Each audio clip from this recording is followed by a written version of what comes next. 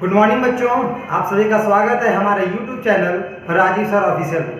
अब बच्चों, जैसा कि मैंने पहले कहा था कि आप सभी का जो एग्ज़ाम है चल रहा है, जिसमें हिस्ट्री का ऑलरेडी करवा दिया और बहुत से बच्चों का मैसेज भी आ चुका है कि सर इकोनॉमिक्स का करवा दिए, क्योंकि इकोनॉमिक्स बहुत से लोगों को समझ में नहीं आता है। ठीक है, इसका एक वीडियो जो फर्स्ट सेट का है ऑलरेडी हमने अपने चैनल पे यूट्यूब चैनल है उस पर अपलोड कर दिया है। अब आगे का जो सेट 2 है इसको बता देते हैं कि करके, ठीक है ना, और अच्छे से इसको पढ़ लीजिएगा ताकि दिक्कत ना हो।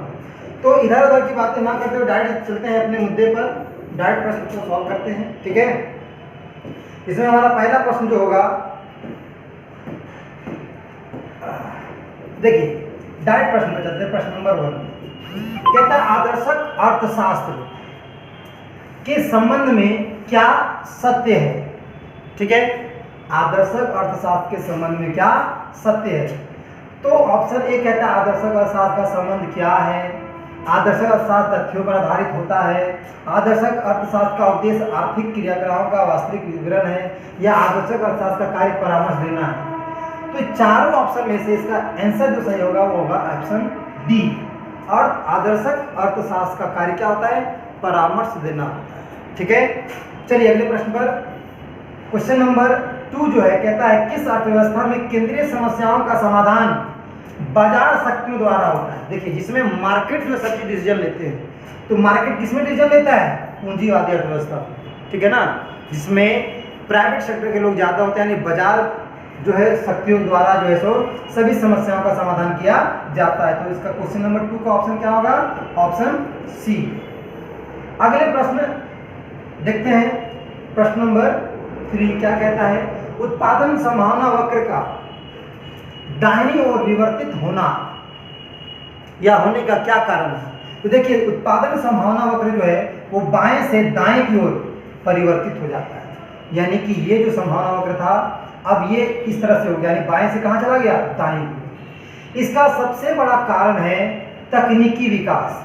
अगर टेक्नोलॉजी हम बढ़ा देते हैं तो इससे क्या होता है कि हमारा उत्पादन का क्षमता भी क्या होता है, बढ़ जाता है, दोनों का, एक्स वस्तु का भी और वाई वस्तु का भी। जैसा कि उत्पादन संभावना वक्र में बताया जाता है कि सीमित संसाधनों से किस तरह से हम अपनी आवश्यकता की पूर्ति कर सकते हैं।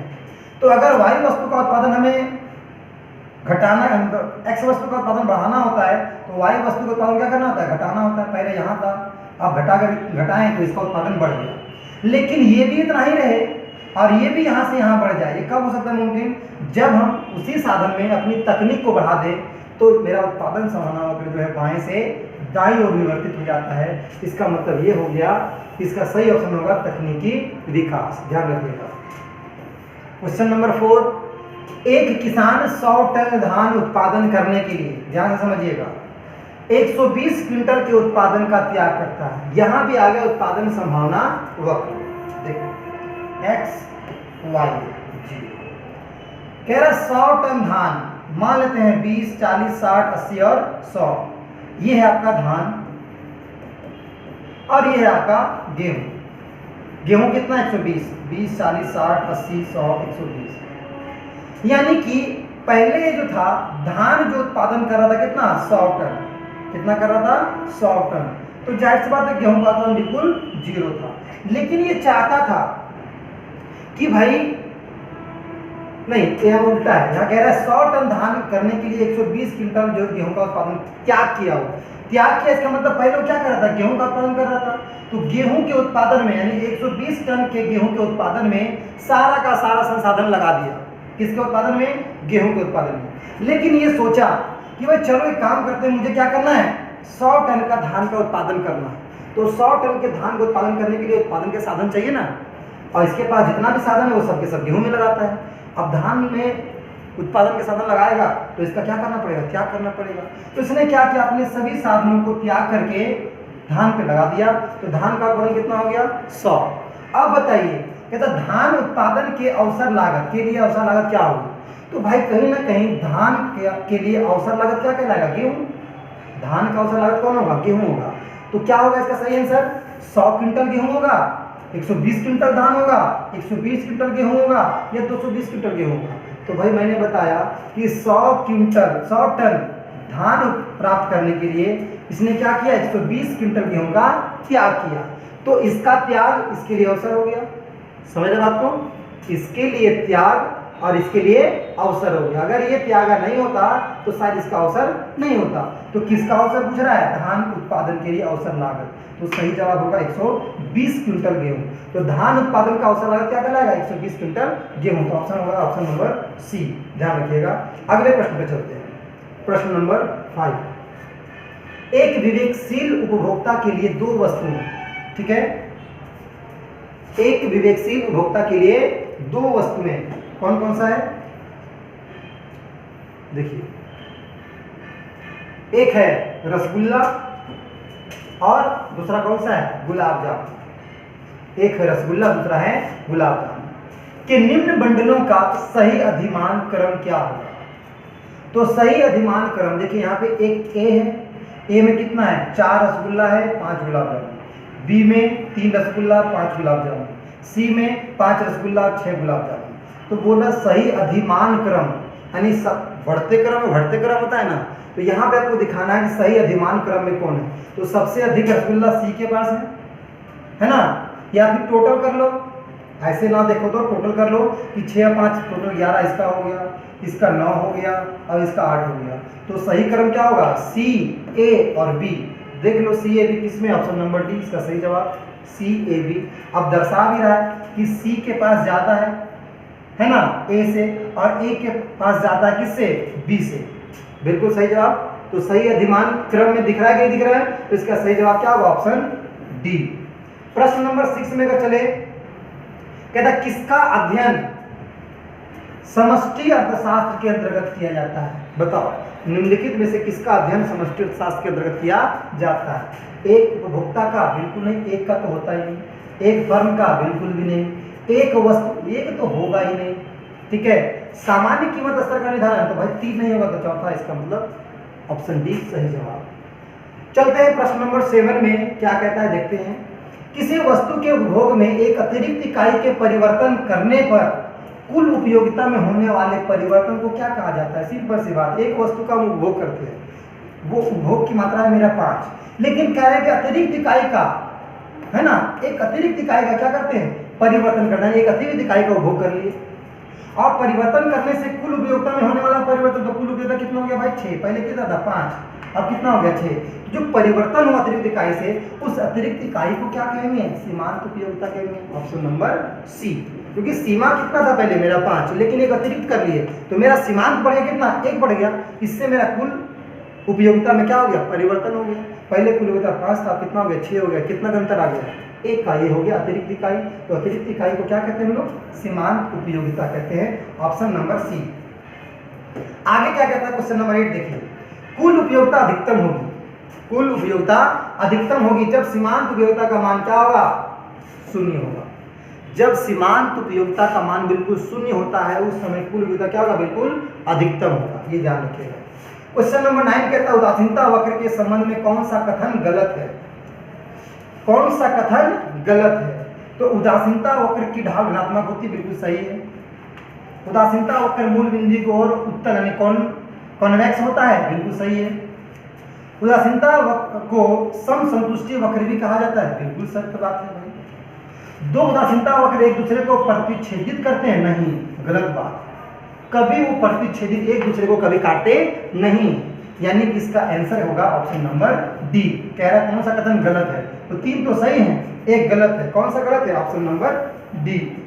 एक दूसरे को प्रतिच्छेदित कभी भी नहीं करते। प्रश्न नंबर 10 कहता है यदि किसी वस्तु की कीमत में 4% की वृद्धि होने से उसकी मांग मात्रा में 8% की कमी होती है। ये तो सिंपल फंडा, मांग का नियम कहता है कि भाई कीमत बढ़ेगा तो मांग घटेगा। तो यहाँ कीमत बढ़ा और मांग क्या हो गया? घट गया। तो बताइए मांग की कीमत लोच का मान क्या होगा, है ना? मांग की कीमत लोच का मान क्या होगा, यानी कुल मिला के कीमत लोच निकालना है। तो मैंने ईटी बराबर बताया था, क्या बताया था कि ऊपर में बोल रहा है, ऊपर में होता है मांग में प्रतिशत परिवर्तन, मांग में प्रतिशत परिवर्तन, और इसके बटे में क्या होता है? कीमत में प्रतिशत परिवर्तन। वही बात है जो ऊपर लिखा हो नीचे। फॉर्मूला पे पुट कर दो भाई, मांग में कितना परिवर्तन हो रहा है 8%, और कीमत में कितना परिवर्तन हो रहा है 4%। अरे गुरुबक आदमी काटो इसको फटाफट, कितना आ गया मांग किलो 2, ऑप्शन नंबर बी हो गया इसका आंसर सही, ठीक है ना। कौन सा हो गया, ऑप्शन नंबर बी। आगे चलते हैं प्रश्न नंबर 11 में क्या कहता है, एक बजट रेखा अपनी दाईं ओर परिवर्तित कब होता है।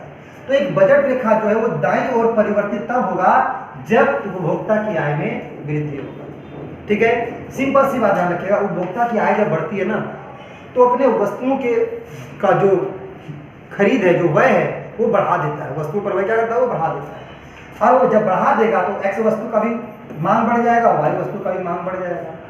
तो जब दोनों का मांग बढ़ेगा तो ये वक्र यहाँ से यहाँ पे बढ़ जाएगा, ऑटोमेटिक बढ़ जाएगा। आप पहले यहाँ खरीद रहे थे, ठीक है, अब यहाँ पे खरीद रहे हैं, ये पहले यहाँ खरीद रहा है, अब यहाँ खरीद रहा है, ये यहाँ से बाईं से कहाँ चला गया, दाईं ओर।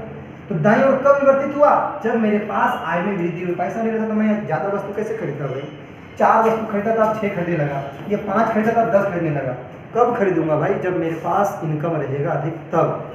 सिंपल। तो इसका ऑप्शन क्या होगा, option number D. Question number 11 के बाद क्वेश्चन नंबर 12 पे चलो।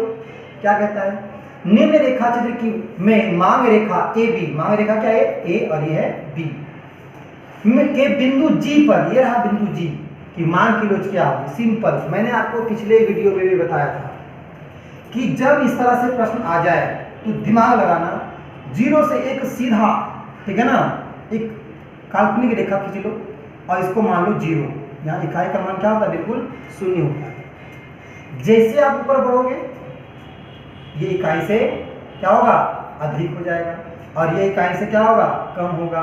यहाँ पे क्या होगा, 0 हो जाएगा, यानी इकाई 1 होता है, और यहाँ पे इनफाइनाइट यानी कि अनंत हो जाता है। तो ये 5 अवस्था आप देख लो भाई। अगर बिंदु यहाँ है तो ED बराबर 1 यानी इकाई के बराबर हो जाएगा। यदि ये जो OX अक्ष के पास अगर बिंदु हो तो यहाँ पे क्या होगा, 0 होगा, और इसके ऊपर है ED यानी कि इलास्टिसिटी ऑफ डिमांड, यानी यहाँ इकाई के बराबर से लेके 0 के बीच में अगर हो बिंदु तो वो क्या होगा, इकाई से कम, और इनफाइनाइट और इकाई के बराबर के बीच में अगर बिंदु यहाँ पर जी हो तो क्या होगा, इकाई से अधिक। ये चीज मैंने बताया था। अब इस डायग्राम को कहीं नोट करके रख लीजिएगा, इस तरह से अगर डायग्राम से प्रश्न आएगा तो आराम से बना लीजिएगा। पहली बात, आपके पास एग्जाम में जो आएगा या तो वो जी बिंदु यहाँ होगा या तो वो जी बिंदु यहाँ होगा। अगर यहाँ हुआ तो लिख देंगे ED बराबर क्या होता है, ठीक है ना, ग्रेटर देन 1। तो ग्रेटर देन हो गया, तो यहाँ पे होगा तो इकाई 1 से अधिक हो जाएगा। लेकिन आपका जो जी बिंदु कहाँ है, यहाँ पर है, तो क्या हो जाएगा, 1 से कम हो जाएगा, ठीक है। तो क्वेश्चन नंबर 12 का ऑप्शन क्या होगा, सी। 13 में क्या कहता है, उदासीनता वक्र विश्लेषण से एक उपभोक्ता संतुलन की शर्त क्या है। तो इसका शर्त कहता है उदासीनता वक्र बजट रेखा को स्पर्श करती है, बिल्कुल सही बात है। उदासीनता वक्र और बजट रेखा की ढाल कैसा होता है, समान होता है, सही बात है। MRS बराबर PX बटे में PY होता है, बिल्कुल सही बात है। तो इसका मतलब ये भी सही, ये भी सही, ये भी सही। तो A, B और C तीनों मारेंगे, नहीं, क्या लिखा है इनमें से सभी। तो ऑप्शन नंबर डी, यानी क्वेश्चन नंबर 13 का सही आंसर क्या होगा, ऑप्शन डी। अगला प्रश्न कहता है 14 में कि यदि उपभोक्ता की आय में वृद्धि से X वस्तु की मांग कम हो जाती है, अरे मेरा इनकम बढ़ जाएगा, तो X वस्तु की मांग कम हो जाएगा, तो वस्तु कैसा होगा भाई, जीवन रक्षक। एक बात बताओ, जीवन रक्षक क्या होता है, दवाई होता है। इनकम मेरा बढ़ेगा, दवाइयाँ जो है जिससे हम बचेंगे उसका दवाइयाँ का मांग कम कर देंगे, गुरुबक है? तो ये बात तो होगा नहीं। आवश्यक वस्तु जिसके बगैर आप रह नहीं सकते, जिंदा भोजन, जिंदा मतलब क्या समझ लो, तो जो आपको रोजमर्रे की जिंदगी में चाहिए, अगर आपका इनकम बढ़ जाएगा तो आवश्यक वस्तु को खाना छोड़ देंगे, तो कौन वस्तु खाएंगे आप, हैं? तो ऑप्शन नंबर बी क्या हो गया, गलत। हाँ भाई, एक चीज हो सकता है कि आय में वृद्धि होता है ना, लोग तो विलासिता की वस्तु खरीदता है, हम टाटा बिरला हो गए, करोड़पतिया हो गए, फॉर्चूनर लेंगे, बड़का बड़का बिल्डिंग बनाएंगे, तो इसमें तो मांग बढ़ न गया यार। क्वेश्चन क्या बोल रहा है कि आय बढ़ने से मांग कम हो गया, तो जब पैसा आता है ना तो घटिया वस्तु नहीं खरीदते, दादा घटिया वस्तु नहीं खरीदेंगे, तो ऑप्शन क्या होगा? डी होगा। यानी कि जब किसी उपभोक्ता की आय बढ़ती है ना तो वस्तु एक्स की मांग क्या हो जाएगा? कम हो जाएगा। तो अगर वस्तु एक्स जो है वो कौन सी वस्तु होगी? ऑप्शन डी, घटिया वस्तु होगी। मेरा इनकम बढ़ेगा, घटिया वस्तु कभी नहीं लेंगे, बढ़िया लेंगे, ब्रांडेड है। ठीक है, यानी क्वेश्चन नंबर 14 का ऑप्शन डी। चलो अब चलते हैं 15वें नंबर प्रश्न पे। कहता है निम्नलिखित में से दो वस्तुओं का कौन सा संयोग पूरक वस्तु का एक संयोग है? पूरक। अब देखिए दो वस्तु यहाँ पे आता है, एक होता है स्थापनम जिसको हम प्रतिस्थापन भी कहते हैं, और एक होता है पूरक जो एक वस्तु के साथ साथ दूसरे वस्तु का प्रयोग किया जाता है। देखिए चाय की जगह पर कॉफी, चाय और कॉफी छूट गया भाई, देखिए चाय और कॉफी तो क्या पूरक है? चाय वो लेंगे और कॉफी लेंगे, ऐसा होता है क्या? तो चाय और कॉफी क्या है? प्रतिस्थापन है। पेप्सी और मिरिंडा ये भी तो प्रतिस्थापन है, पूरक कहाँ है? क्या पेप्सी के बिना मिरिंडा नहीं पिएंगे या मिरिंडा के बिना पेप्सी नहीं पिएंगे? तो ये क्या है? स्थापना वस्तु है, ये भी गलत है, ये भी गलत है। लक्स साबुन और डब साबुन ले, अब हम लक्स से नहाएं चाहे डब से नहाएं तो प्रतिस्थापन वस्तु नहीं यार, तो ये थोड़े होगा या कुछ ही बोल रहा है पूरक वस्तु। जो दोनों वस्तु के बगैर वो वस्तु अधूरा है, जैसे चाय और चीनी, तो क्या चावल जगह पर चीनी पी लेते हैं या चीनी जगह पर चाय पी लेते हैं? भाई चाय चीनी के बिना अधूरा है, तो कुछ लोग चाय पी लेते हैं बगैर चीनी का, तो जनरली एक आदमी होता है जगह शुगर होता है ना। लेकिन पूरक वस्तु का संयोग कौन सा होगा? चाय और चीनी। चाय में चीनी होता है तो पूरक हो गया उसके लिए, तो इसका आंसर क्या होगा? Option number D. अब आ जाओ प्रश्न नंबर 16 में। कहता है किसी वस्तु की उत्पादन मात्रा और उत्पत्ति के साधनों के बीच भौतिक संबंध को क्या कहा जाता है? दिमाग वाला लगाओ, पढ़ाए थे बाबू। ऑप्शन नंबर डी, उत्पादन फलन। भाई उत्पादन की मात्रा यानी कि उत्पादन के साधन, जैसे 10 लेबर है, इसने 100 लगाया, 100 वस्तु बनाया, ये क्या हो गया? उत्पादन की मात्रा। ये क्या है? उत्पत्ति के साधन। कुछ ही कहलाएगा उत्पादन फलन। क्या कहलाएगा? उत्पादन फलन। सिंपल। तो क्वेश्चन नंबर 16 का आंसर ऑप्शन डी। 17 क्या कहता है? औसत उत्पाद और सीमांत उत्पाद दोनों बराबर होते हैं। कब होता है बराबर? ये बताओ तो। जब औसत उत्पाद क्या होगा? अधिकतम होगा, तब जो है सो औसत उत्पाद जो है वो सीमांत उत्पाद के बराबर होगा। ऑप्शन नंबर 18 में आ जाओ। यदि कुल लागत टीसी, टोटल कॉस्ट, उत्पादन की मात्रा क्वांटिटी, ठीक है ना, तो सीमांत लागत का सूत्र क्या होगा? सिंपल, सीमांत लागत का सूत्र होगा, है ना, डेल्टा टोटल कॉस्ट बटे में डेल्टा क्यू, यानी ऑप्शन बी। सीमांत बोल रहा है, ध्यान रखिएगा, सीमांत परिवर्तन वाला बोला, परिवर्तन से डेल्टा को शो किया जाता है। 19 में कहता है पैमाने का प्रतिफल का संबंध किस काल से है? अरे बाबू पैमाना मतलब होता है इतना बड़ा पैमाना था, फैक्ट्री, इतना बड़ा पैमाना और बनाना है हमको, इतना बड़ा भूमि भवन लेबर लाने में समय लगेगा ज़्यादा, तो ज़्यादा समय को क्या कहते हैं? ज़्यादा समय को कहते हैं दीर्घकाल। तो पैमाने का प्रतिफल का संबंध किस काल से? दीर्घकाल से होता है।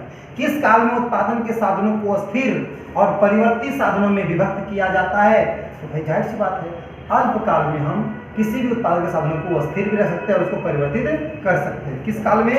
अल्पकाल में, कम समय में हम परिवर्तित साधनों से लेबर में परिवर्तन कर सकते हैं। 21 क्या कहता है कि परिवर्तनशील अनुपात के नियम के अनुसार एक विवेकशील उत्पादक उत्पादन के किस स्तर पर उत्पादन करना चाहता है? ऑप्शन डी, दूसरे नंबर। उत्पादन के 3 स्तर होते हैं, है ना, उत्पादन के 3 स्तर होते हैं, वृद्धिमान, स्थिर और एक ह्रास। तो कम से कम वृद्धि नहीं हो रहा भैया, स्थिर प्रतिफल देते रहे कम से कम, तो विवेकशील उत्पादक उत्पादन के दूसरे स्तर पर हमेशा उत्पादन करना चाहेगा। 22वां नंबर क्या कहता है कि निम्नलिखित में से कौन सा औसत उत्पाद का विशेषता नहीं है? तो पढ़ लो एक करके। औसत उत्पाद को परिवर्ती साधन की प्रति इकाई उत्पाद कहा जाता है, बिल्कुल सही बात है। परिवर्ती साधन की इकाई को बढ़ाने के लिए औसत उत्पाद बढ़ता है और अधिकतम होने के बाद वह घटने लगता है, सही बात है भाई। औसत उत्पाद का वक्र आकार उल्टा यानी यू आकृति का होता है, सही बात है। औसत उत्पाद का मान 0 अथवा ऋणात्मक, अरे भाई औसत उत्पाद का मान 0 कहाँ से हो जाएगा और ऋणात्मक कैसे हो जाएगा? यानी ये क्या है? विशेषता इसका नहीं। आगे तो ऑप्शन डी हो गया 22 का, ठीक है, ऑप्शन डी हो गया 22 का। अब 23 में आ जाओ। 23 कहता है जब सीमांत उत्पाद और औसत उत्पाद से कम होती है, जब सीमांत उत्पाद औसत उत्पाद से कम होती है तो औसत उत्पाद क्या होगा? औसत उत्पाद में कमी होगी, वृद्धि होगी, क्या होगा भाई? देखो ये तो कोई हो ही नहीं सकता, या तो कमी होगा या फिर वृद्धि होगा। दोनों में से कोई होगा। तो सीमांत उत्पाद जो है औसत उत्पाद से अगर कम है तो औसत उत्पाद में क्या होगा, ऑप्शन डी क्या होगा, कमी होगा। कोई दिक्कत? चलिए आगे देखिए क्वेश्चन नंबर 24। यदि उत्पत्ति के सभी साधनों को दुगुना करने पर, भाई जितने भी साधन है, श्रम, भूमि और पूंजी जो भी है, सबको क्या कर दो, दुगुना कर दो, सभी साधन कर दो, तो उत्पादन में क्या हो जाता है, 3 गुना। इसमें बढ़ाते हैं 2 गुना, इसमें हो जाता है 3 गुना वृद्धि। तो इसे क्या कहा जाएगा, उत्पत्ति का समता नियम, पैमाने का ह्रासमान प्रतिफल, पैमाने का वृद्धिमान प्रतिफल, या उत्पत्ति का वृद्धिमान नियम। अरे भाई उत्पत्ति तो होगा नहीं कि एक साधन में तो परिवर्तन किया नहीं, यहाँ हमने किया सभी साधनों में। अब जब सभी साधनों में परिवर्तन करते तो ये हो गया पैमाने का प्रतिफल। लेकिन ससुरा किए अगर 2 गुना और उत्पादन हो गया 3 गुना, तो क्या हो गया, वृद्धिमान प्रतिफल हो गया। 2 गुना अगर हम साधन बढ़ाए और 2 गुना प्रतिफल होता तो हो जाता समता। 2 गुना किए और सब 2 गुना से भी कमी हो गया तो होता ह्रासमान, लेकिन पैमाने का। ठीक है, यहाँ समता होता ही पैमाने का होता। ठीक है, लेकिन 2 गुना बढ़ाए 3 गुना वृद्धि हो गया तो पैमाने जितना बढ़ाए ना उसका 2 गुना क्या 3 गुना क्या हो गया, वृद्धि हो गया उत्पादन। इसका सही जवाब होगा ऑप्शन सी, पैमाने का वृद्धिमान प्रतिफल। 25वां कहता है उत्पादन के सापेक्ष कुल आगम में परिवर्तन की दर क्या कहलाती है। तो देखिए कुल आगम में अगर परिवर्तन का जो दर होता है उसको कहते हैं लोग सीमांत आगम कहते हैं। क्या कहते हैं उसको, सीमांत आगम। 26वां क्या कहता है, कुल लागत जिसको हम कहते हैं टीसी यानी टोटल कोस्ट, कुल स्थिर लागत टीएफसी यानी कि टोटल फिक्स्ड कोस्ट, और कुल परिवर्तनशील लागत टीवीसी यानी कि टोटल वेरिएबल कोस्ट में क्या संबंध है। भाई ये तो मैंने पिछले क्लास के वीडियो में भी बताया था। इसका टोटल संबंध जो है, एक संबंध याद रखो, टीसी बराबर होता है बच्चा टीएफसी प्लस टीवीसी। अब देख लो ये रिलेशन कहाँ मैच कर रहा है। हो सकता है कि ये रिलेशन ना हो, ये वाला रिलेशन हो, टीएफसी बराबर टीसी माइनस टीवीसी, ठीक है, या फिर ये रिलेशन हो टीवीसी बराबर टीसी माइनस टीएफसी। ये तीनों में से कोई रिलेशन तो होगा।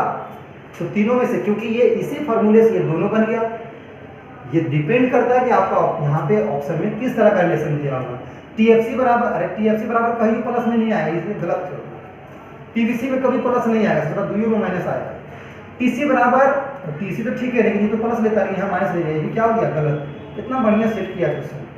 टीसी बराबर टीएफसी बटे में प्लस टीवीसी, तो मैच किया कि नहीं किया, ये वाला, ये ऑप्शन डी, यानी 26वां का क्या होगा, ऑप्शन नंबर डी हो जाएगा।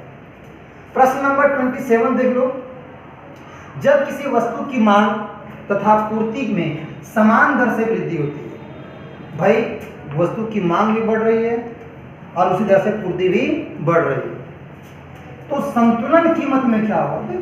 कोई भी वस्तु अगर मार्केट में आया और अगर उपभोक्ता उसका डिमांड कर लेता है, तो भाई डिमांड हो रहा है, उधर से पूर्ति हो रहा है, डिमांड हो रहा है, पूर्ति हो रहा है, भाव बटा बढ़ जाएगा नहीं यार, तो क्या होगा पता नहीं, संतुलन कीमत में हमेशा वृद्धि हो जाएगा।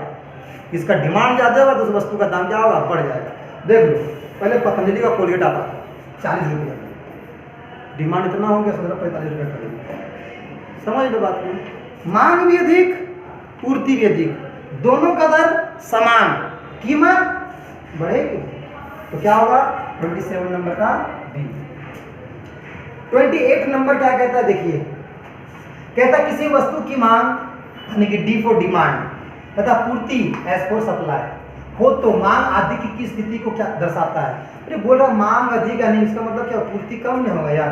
तो ये देखो डी ग्रेटर देन एस, यानी एस से जो है डी क्या है, ज्यादा। काहे का, समझ लो ना, मुंह खुला हुआ है, नहीं ग्रेटर देन लेस देन समझ में आता है। सोच लो जिन्हें मुंह खुलल है वो क्या है, ज्यादा है, जिधर नहीं है वो कम है।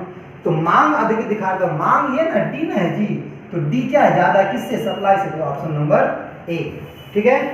29वां, किसी वस्तु की मांग की तुलना पूर्ति में अधिक वृद्धि होने से, देखो मांग इतना नहीं हुआ, मांग की तुलना में पूर्ति में अधिक वृद्धि हो गया, यानी मांग वृद्धि नहीं हुआ बल्कि क्या हो गया, पूर्ति में अधिक वृद्धि हो गया। तो जब किसी वस्तु की मांग कम हो रहे और पूर्ति अधिक बढ़े तो क्या होगा बताइए। किसी वस्तु की मांग की तुलना में पूर्ति में अधिक वृद्धि होने से साम्य मात्रा में क्या होगा, साम्य मात्रा में भी क्या होगी, वृद्धि होगी। साम्य कीमत नहीं बोल रहा है, साम्य मात्रा होगा, तो साम्य मात्रा में हमेशा क्या होगा, वृद्धि होगा, ध्यान रखिएगा। प्रश्न नंबर 30, किसी वस्तु की कीमत में 5% की वृद्धि करने से उसकी पूर्ति की मात्रा में 4% की वृद्धि हो जाती है। यानी ईडी नहीं है, पूर्ति कीमत लो, यानी ईडी बराबर क्या होगा भाई, फॉर्मूला मैंने बताया था कि मांग में प्रतिशत परिवर्तन, मांग में प्रतिशत परिवर्तन, ठीक है, और किसमें, कीमत में प्रतिशत परिवर्तन। तो कितना होगा भाई बताओ। तो मांग में क्या होता है, मांग नहीं यानी कि पूर्ति की मात्रा है ना, तो पूर्ति हो गया हमारा मांग, ये हो गया 4%, ठीक है, और ये क्या हो गया 5%। तो 4% को भागा लगा दो 5 से, और भागा लगाओ, जाहिर सी बात है ये छोटा ही बड़ है, यानी पॉइंट में आएगा इसका आंसर। तो पॉइंट में कौन सा है, सी वाला, काट के देख लो, कटेगा क्या, नहीं, पॉइंट में आ गया। तो पॉइंट में 0 कितना होगा 40, तो 8 बजे 40, तो 0.8 होगा। तो इसका सही जवाब क्या होगा, ऑप्शन सी 0.8, यानी मांग की कीमत कितना होगा बाबू, 0.8 होगा। 30वां नंबर क्लियर हो गया। चलिए 31वां देखते हैं। 31वां क्या कहता है, 31वां कहता है मुक्त प्रवेश और निष्कासन की स्थिति में मांग में वृद्धि का बाजार संतुलन पर क्या प्रभाव पड़ेगा।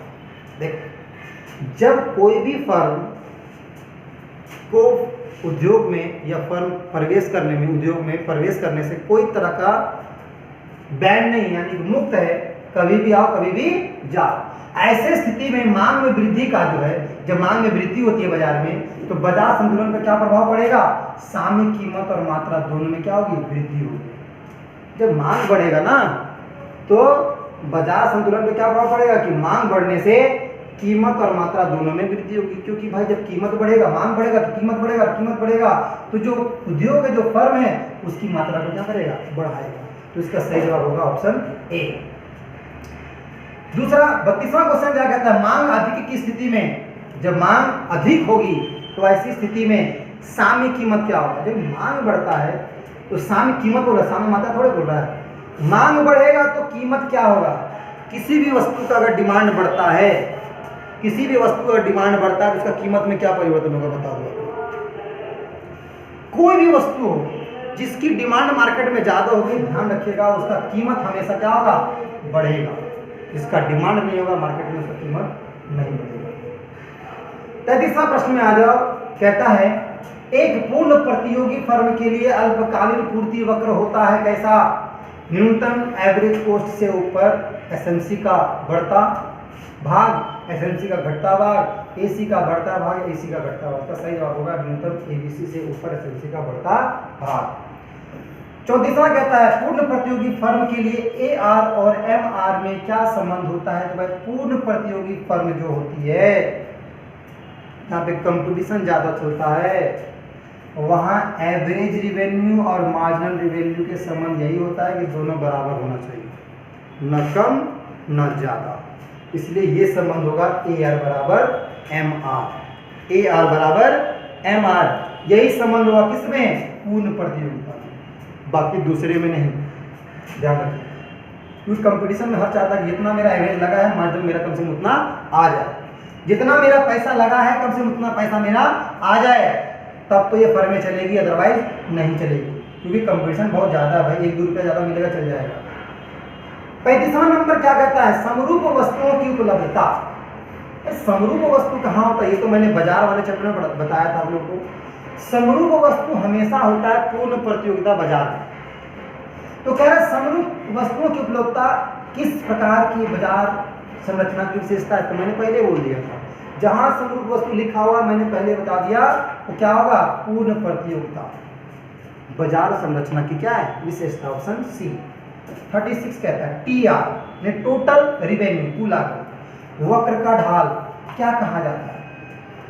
टीआर ने कुल आगम का वक्र के ढाल को क्या कहा जाता है, तो एआर एवरेज रिवेन्यू, क्या कहा जाता है उसको, एवरेज रिवेन्यू कहा जाता है, हमेशा ध्यान रखिएगा। आगे 37 में कहता है किस प्रकार की बाजार संरचना में कीमत सीमांत लागत से अधिक होती है। अब देखो कहता है जो कीमत है ना बाबू, वो सीमांत लागत से भी क्या होता है, अधिक होता है। सीमांत लागत से भी अधिक होता है कीमत। जैसे कोई भी वस्तु बनाए, 100 रुपया लागत लगा, ये इसका क्या है, सीमांत लागत है, यानी कि मार्जिनल कॉस्ट। लेकिन बोल रहा है कि उस बाजार संरचना में पता क्या होता है कि सीमांत लागत से कीमत जो है वो अधिक होगा, और ये कीमत 150 रुपया रहेगा। ये किस प्रकार का बाजार होगा बताइए? तो ये बाजार होगा आपका एकाधिकार, क्योंकि अकेले अधिकार है एक आदमी का, कहीं वस्तु मिलेगा नहीं। तो कीमत लगा 100 रुपया, लेकिन मनमोजी पैसा ले रहा है 150 रुपया, ठीक है ना। तो इसका सही जवाब क्या होगा, एकाधिकार बाजार में कीमत जो है वो सीमांत लागत से अधिक होता है। प्रश्न नंबर 38 में आ जाओ। जब सीमांत आगम का मान 0 है, तब वस्तु की मांग की लोच का मान क्या होगा, 1 होगा। जब इसका 0 होगा तो इसका क्या होगा, 1 होगा। 39वां एकाधिकार, ध्यान से समझिएगा। एकाधिकार के अंतर्गत AR वक्र और MR वक्र में क्या संबंध है? यहाँ पूर्ण प्रतियोगिता नहीं है, एकाधिकार है। MR जितना होगा उससे अधिक क्या होगा, AR होगा, ठीक है, एवरेज रेवेन्यू। तो इसका सही जवाब होगा ऑप्शन नंबर सी। क्या होगा, ऑप्शन नंबर सी। आगे 40वां कहता है एक एकाधिकारी के लिए उत्पादन के विभिन्न स्तर पर MR और MC को निम्न तालिका से दर्शाया गया है। संतुलन की अवस्था में वह वस्तु की कितनी इकाई का उत्पादन करेगा? तो देखिए, ये है मार्जिनल रेवेन्यू, ये है मार्जिनल रेवेन्यू 44 आता है। अब वस्तु एक जो है 1 इकाई का उत्पादन करता है ना, तो 40 रुपया कमाता है, सब 60 रुपया लगाता है, तो कभी भी इसका उत्पादन करेगा एक का, कभी। दूसरा में क्या कहता है, कमाता है 34 रुपया, लगाता है 30 रुपया, ठीक है। यहाँ पे कहता है कि भाई संतुलन में है क्या, यहाँ पे देखिएगा, यहाँ कह रहा 18, यहाँ पे 10, 10 पे 2, 4, 6 पे 3। संतुलन की अवस्था कहाँ दिख रहा है कि मार्जिनल रेवेन्यू और मार्जिनल कॉस्ट। संतुलन की अवस्था में वह वस्तु की कितनी इकाई का उत्पादन करेगा? तो संतुलन की अवस्था में वह 6 इकाई का उत्पादन करेगा। आपका आंसर जो है इसी डायग्राम में, जब संतुलन की अवस्था बोला, संतुलन यहाँ बना हुआ है 4 और 4, यानी MR भी 4 और MC भी 4 है। तो ऐसे सिचुएशन में जो वस्तु जो है वो वस्तु की कितनी इकाई का उत्पादन करेगा? तो 6। इसका सही जवाब होगा ऑप्शन सी, ध्यान रखिएगा, ठीक है। तो आई होप कि 40 का 40वां प्रश्न आपको समझ में आ गया होगा, ठीक है। एक आध बार इसको बढ़िया से ध्यान से एक बार नहीं तो 2 बार रिपीट कर करके देख लीजिए, सुन लीजिए, समझ लीजिए, दिमाग में बैठा लीजिए, क्योंकि एग्जाम में इसी से सारा प्रश्न पूछा जाएगा, ठीक है। और ज़्यादा से ज़्यादा भाई अपने दोस्तों को शेयर करो, क्योंकि ये विषय थोड़ा सा लोगों को हार्ड लग रहा है, तो जिस तरह से पढ़ाएं ताकि उसको आसानी लगे और आसानी से वो अपने एग्जाम को क्लियर करके आए, ठीक है। मिलेंगे नेक्स्ट वीडियो में नेक्स्ट सेट के साथ।